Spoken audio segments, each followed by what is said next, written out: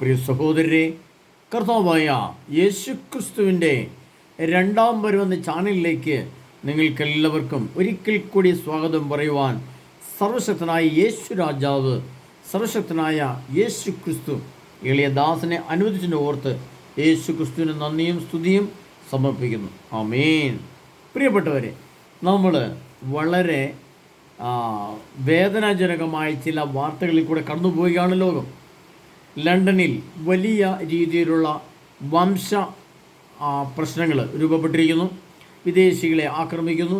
അവിടുത്തെ ജനങ്ങൾ ബോധവാന്മാരായിരിക്കുന്നു. കാനഡയിലെ പ്രശ്നങ്ങൾ അതുപോലെ തന്നെ സംഭവിക്കുന്നു. അമേരിക്കയിൽ നിന്ന് ഇതേപോലെ വംശീയ പ്രശ്നങ്ങൾ ഉയർത്തെഴുന്നേൽക്കുന്നു. ഓസ്ട്രേലിയയിൽ വളരെ ശക്തമായ വിദേശികളെ ഒഴിവാക്കണമെന്നുള്ള പ്രഖ്യാപനം വരുന്നു.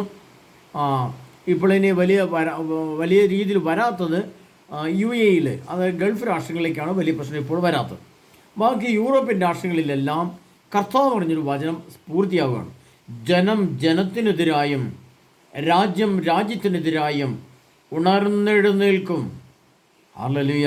പ്രിയ സഹോദരരെ, ജനത്തിന് ഒരു രാജ്യത്തുള്ള ജനം തന്നെ അവിടുത്തെ ജനത്തിനെതിരെ, നമുക്കറിയാം ലണ്ടനിലെ പ്രശ്നങ്ങൾ, അവിടുത്തെ ഭരിക്കുന്ന രാഷ്ട്രീയ പാർട്ടികൾക്കെതിരെ, അവിടുന്ന് ഭരിക്കുന്ന ഗവൺമെൻറ്റിനെതിരെ അവിടുത്തെ ജനങ്ങൾ ഉണർന്നെഴുന്നേൽക്കുന്നു.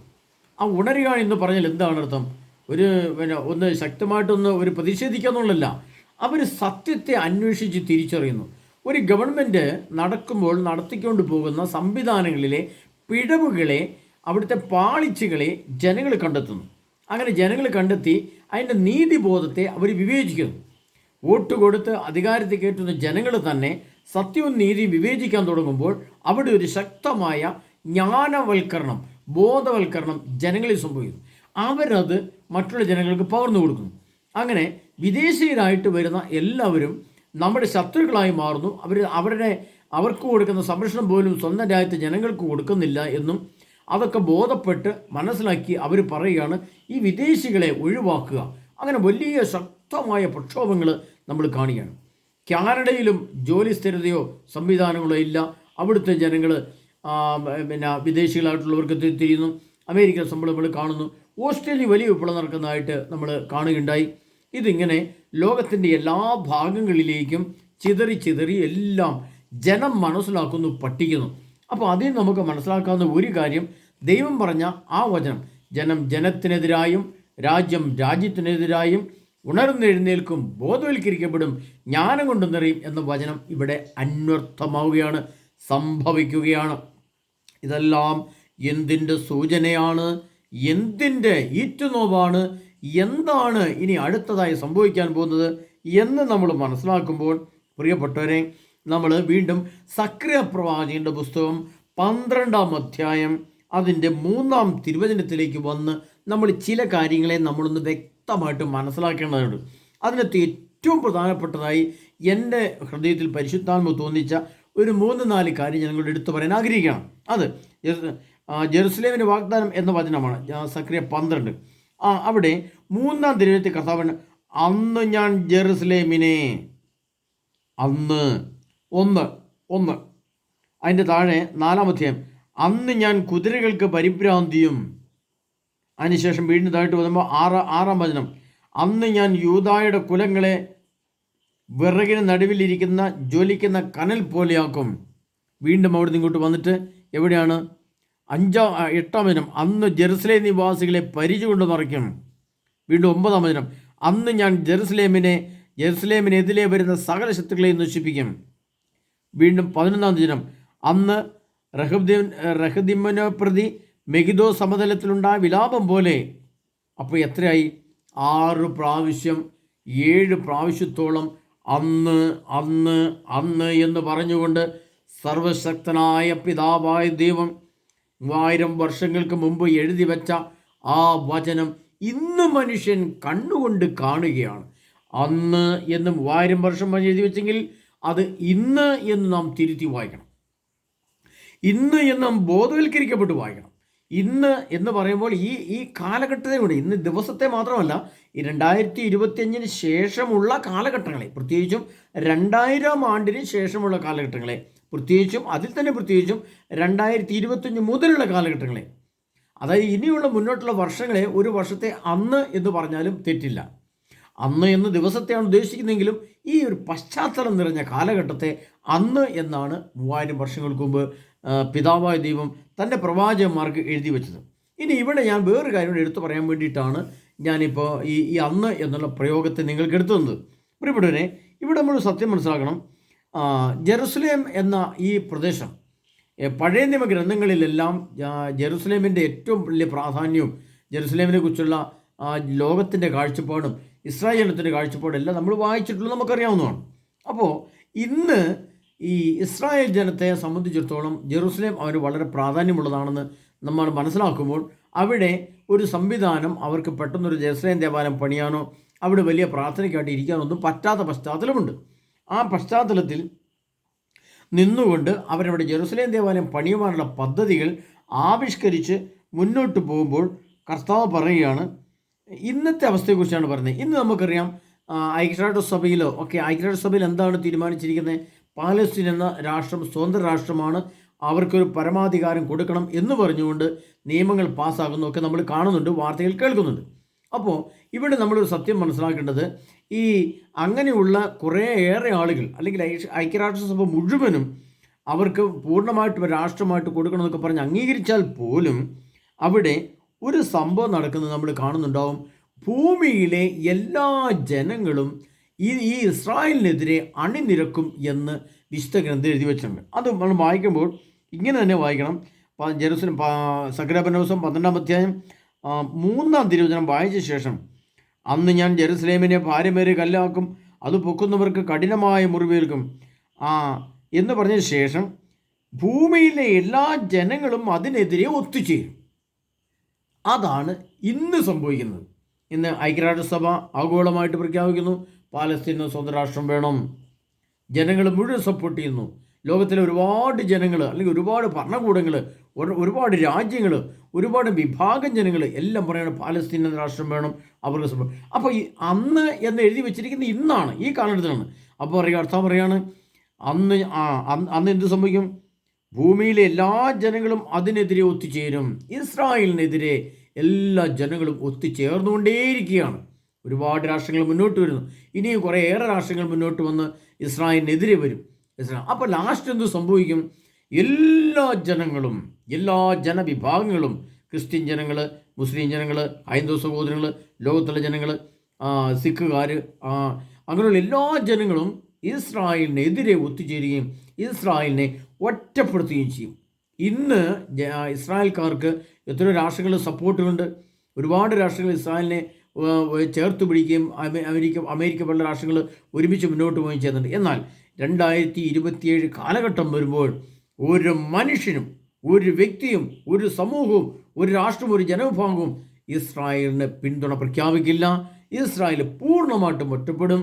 ഇസ്രായേലിന് ഒറ്റപ്പെട്ട് ഇസ്രായേലിൻ്റെ വേദന വർദ്ധിക്കും.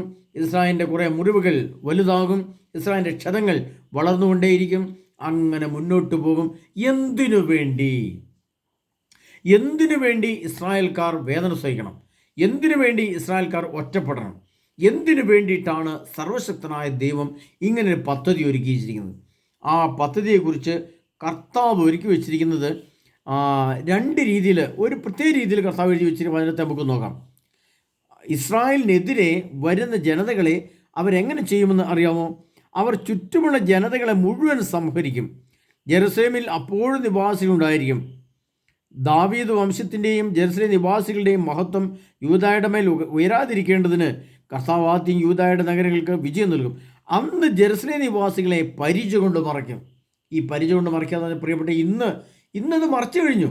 അതാണ് 1 യുദ്ധ ടാങ്കിൻ്റെ മറ, 2 അയൺ ബീമിൻ്റെ മറ, പിന്നെ അയൺ ഡോമിൻ്റെ മറ, മറ്റ് സംവിധാനങ്ങൾ, യുദ്ധ കപ്പലുകളുടെ നിറവ്, പട്ടാളക്കാർ ചുറ്റും നിൽക്കുന്നു. അങ്ങനെ ജെറുസലേം എന്ന രാഷ്ട്രവും ഇസ്രായേൽ എന്ന രാഷ്ട്രവും ഇത്തരം യുദ്ധ ടാങ്കുകളുടെ സംവിധാനങ്ങൾ കൊണ്ട് പരീക്ഷ പോലെ മറച്ചു പിടിച്ച് ഇസ്രായേലിനെ സംരക്ഷിക്കുമ്പോൾ കർത്താവ് അന്ന് എഴുതി വെച്ചിരുന്ന, അന്ന് ഞാൻ ജെറുസലേമിനെ, ഇന്ന് ഞാൻ പറഞ്ഞു കഴിഞ്ഞു, ഇന്ന് ജെറുസലേം നിവാസികളെ കർത്താവ് പരിച കൊണ്ട് മറച്ചു വെച്ചിരിക്കുകയാണ്.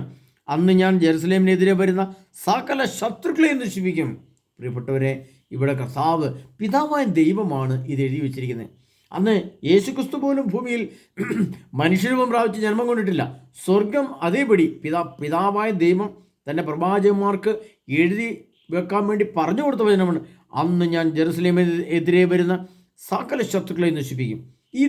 ഈ സംവിധാനം ഒരുക്കിയിരിക്കുന്നതും ഈ സംവിധാനം ഇതുപോലെ ക്രമീകരിച്ചിരിക്കുന്നതും ഇസ്രായേലിനെതിരെ ജനങ്ങൾ ഒത്തുകൂടുന്നതും ഇസ്രായേൽക്കാർ ഒറ്റപ്പെടുന്നതും ആ സാഹചര്യം വരുന്നതും എല്ലാം സർവശക്തനായ ദൈവം അറിഞ്ഞുകൊണ്ടാണ് എന്നുള്ളതാണ് ഇതിനകത്ത് ഏറ്റവും അത്ഭുതകരമായ സംഭവം.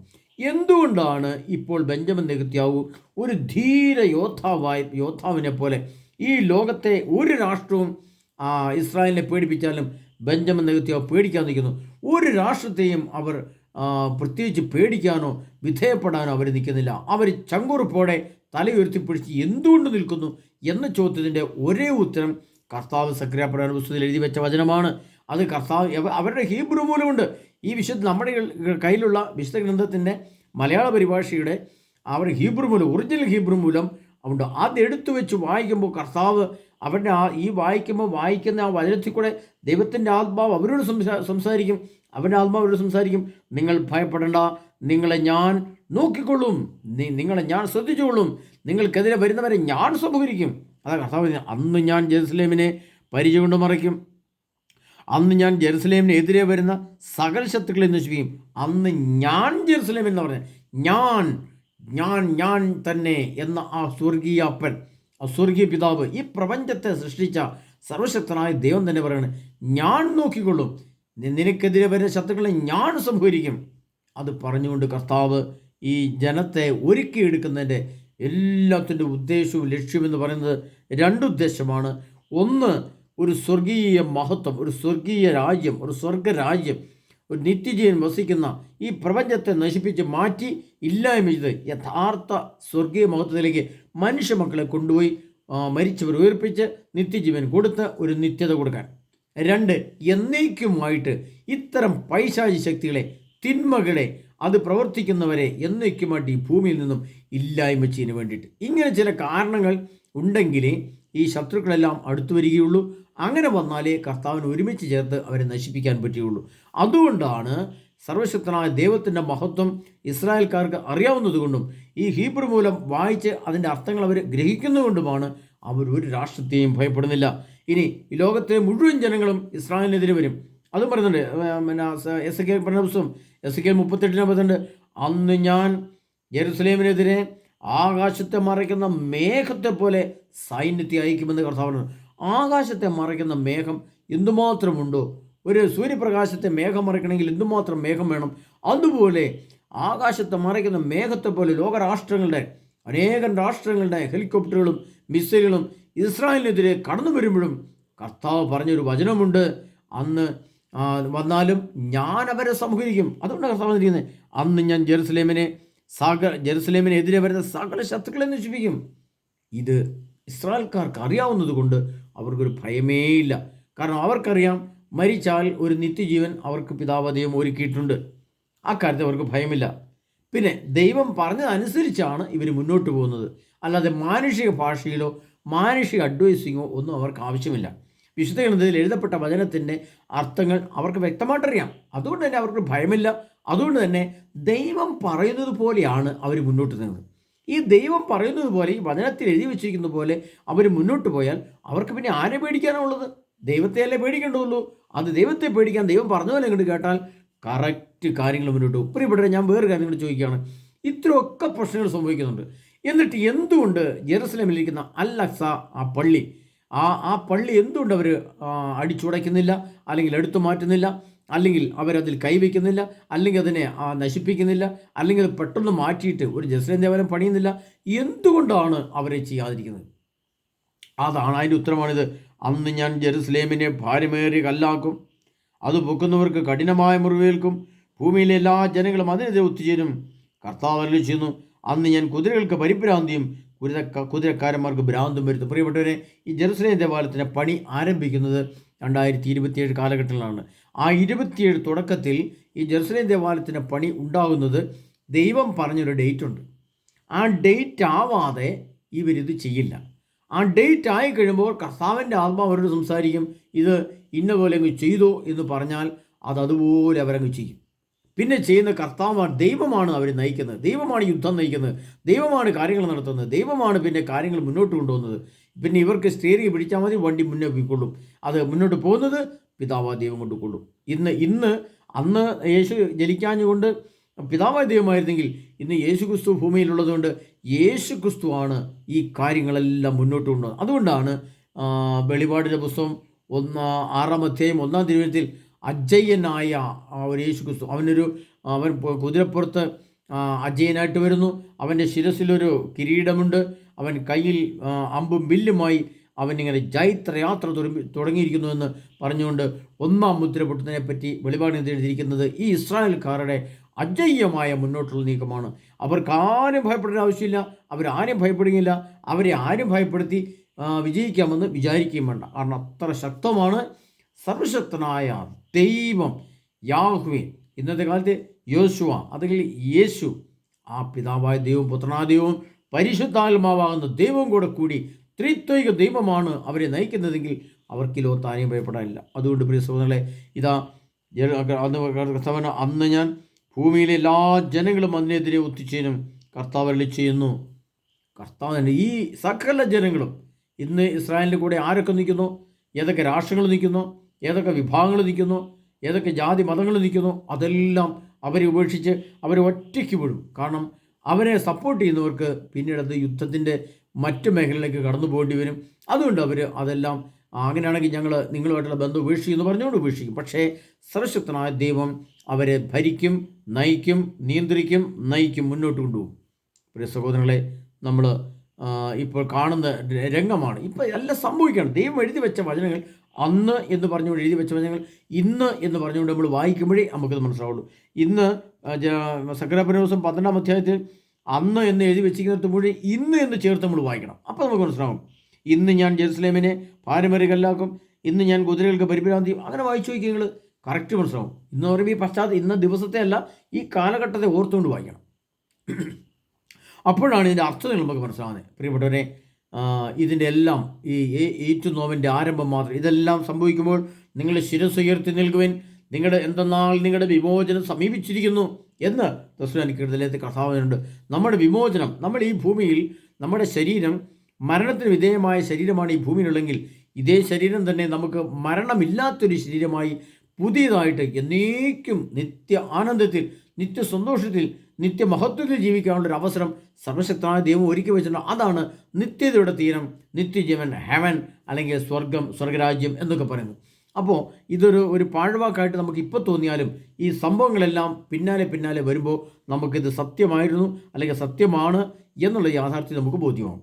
അതിലെ പരിശ്രമങ്ങളെ കർത്താവായ യേശു ക്രിസ്തുവിൻ്റെ 2ാമത്തെ വരവിന് വേണ്ടി ചരിത്രം, ലോകം, അതിൻ്റെ ലക്ഷണങ്ങൾ, അതിൻ്റെ ഉപകരണങ്ങൾ സൃഷ്ടിക്കപ്പെട്ട് ജനത്തിനെതിരായി തിരിഞ്ഞുകൊണ്ട് ലോകം മുന്നോട്ട് പോകുന്നതെല്ലാം നമ്മൾ കാണുന്ന ഈ പശ്ചാത്തലത്തിൽ കൂടുതൽ ദൃഢതയോടെ യേശു ക്രിസ്തുവിൽ ശരണപ്പെടാൻ, കൂടുതൽ ശക്തിയോടെ ക്രിസ്തുവിൽ ആഴപ്പെടാൻ, കൂടുതൽ വിശ്വാസത്തോടെ, വിശുദ്ധിയോടെ, ജ്ഞാനത്തോടെ, വിവേകത്തോടെ കർത്താവിനെ സമീപിക്കാൻ, ഒരു യേശുക്രിസ്തുവിന് വേണ്ടിയുള്ള പ്രത്യേക ജീവിതത്തെ ക്രമീകരിച്ചെടുക്കാൻ, യേശുക്രിസ്തുവിന് വേണ്ടിയുള്ള ബുദ്ധിയും ശക്തിയും സമ്പത്തും ധനവും വിദ്യാഭ്യാസവും സമയവും സാഹചര്യവും പശ്ചാത്തലവും എല്ലാം ക്രിസ്തുവിന് വേണ്ടി ചെലവ് ചെയ്തുകൊണ്ട് അത് മറ്റുള്ളവർക്ക് പകർന്നു നൽകിക്കൊണ്ട് അവരെ സുവിശേഷം അറിയിച്ചുകൊണ്ട്, സനാതന സുവിശേഷം ഏറ്റെടുത്ത് അതും കൂടെ അറിയിച്ചുകൊണ്ട് നമ്മൾ മുന്നോട്ട് പോകേണ്ടതായിട്ടുണ്ട് പ്രിയപ്പെട്ടവരെ. അതിനാൽ നമുക്ക് ഓരോരുത്തർക്കും യേശുക്രിസ്തുവിൻ്റെ വരവിനെ കാത്തിരിക്കാം. യേശുക്രിസ്തുവിൻ്റെ സുവിശേഷവും സനാതന സുവിശേഷം എന്ന് പറഞ്ഞാൽ മത്തായി, മർക്കോസ്, ലൂക്ക, യോഹന്നാൻ എഴുതിയ 4 സുവിശേഷങ്ങൾ എഴുതിയ ആ സുവിശേഷം. സനാതന സുവിശേഷം എന്ന് പറഞ്ഞാൽ ശരിക്കും മൊത്തമായിട്ട് പറഞ്ഞാൽ വെളിപാട് ഗ്രന്ഥം മുഴുവനും സനാതന സുവിശേഷമാണ്. കാരണം സനാതന സുവിശേഷം എന്ന് പറയുന്നത് സ്വർഗത്തിലും ഭൂമിയിലും ഭൂമിക്ക് ശേഷവുമുള്ള എല്ലാ ത്രിതലത്തെ, സ്വർഗം, ഭൂമി, പാതാളം, ഈ 3 തലത്തെയും ഉൾക്കൊള്ളുന്ന ഒരേ ഒരു വചനവും മാറ്റമില്ലാത്ത വചനത്തെയാണ് സനാതന സുവിശേഷം എന്ന് പറയുന്നത്. അത് സുവിശേഷം എന്ന് പറയുന്നതോ അത് ഭൂമിയിൽ മനുഷ്യൻ എങ്ങനെ ജീവിക്കണം, എങ്ങനെ ആയിരിക്കണം, എന്തെല്ലാം നന്മ പ്രത്യേകം ചെയ്യണം എന്നുള്ളതാണ് മാത്രമാണ് കർത്താവ് ഏറ്റവും കൂടുതൽ ഊന്നിപ്പതിരിക്കുക. എന്നാൽ സനാതന സുവിശേഷം പറഞ്ഞാൽ വെളിപാട് ഗ്രന്ഥം മുഴുവനും സനാതന സുവിശേഷമാണ് എന്ന് പറഞ്ഞാൽ അതിൻ്റെ യന്ത്രങ്ങൾ നിർമ്മിക്കപ്പെട്ടു, യുദ്ധങ്ങൾ മുന്നോട്ട് പോകുന്നു, കഷ്ടങ്ങളും ദുഃഖങ്ങളും ദുരിതങ്ങളും ആകുലതകളും വരുന്നു. അങ്ങനെ വരുമ്പോൾ ആ വേദനകളുടെ മധ്യത്തിൽ, ആ പ്രശ്നങ്ങളുടെ നടുവിലും സർവശക്തനായ യേശുവിനെ മുറുകെ പിടിച്ച് ആ വേദനയുടെ, ദുഃഖത്തിൻ്റെയും തകർച്ചയുടെയും ആകുലതയുടെയും നടുവിൽ ക്രിസ്തുവിനെ ഞാൻ തള്ളിപ്പറയാതെ പിടിച്ചു നിൽക്കുന്നതിനാണ് സനാതന സുവിശേഷം എന്ന് പറയുന്ന പ്രിയപ്പെട്ടവരെ. അതുകൊണ്ട് ആ സനാതന സുവിശേഷത്തിലേക്ക് നമുക്ക് കാലെടുത്ത് വെക്കാം. അതിനായി നമ്മെ ഓരോരുത്തരെയും സർവശക്തനായ ഈശോനാഥൻ കൂടുതൽ തീക്ഷ്ണതയോടെ അനുഗ്രഹിക്കുമാറാട്ടെ. നമുക്ക് കൂടുതൽ തീക്ഷ്ണതയോടെ യേശു എന്ന് വിളിച്ചുകൊണ്ട് ഈശോയുടെ വരവേറ്റ് ഒരുങ്ങാം. അതിനെ നമ്മെ അനുഗ്രഹിക്കുമാറാട്ടെ. ആമേൻ.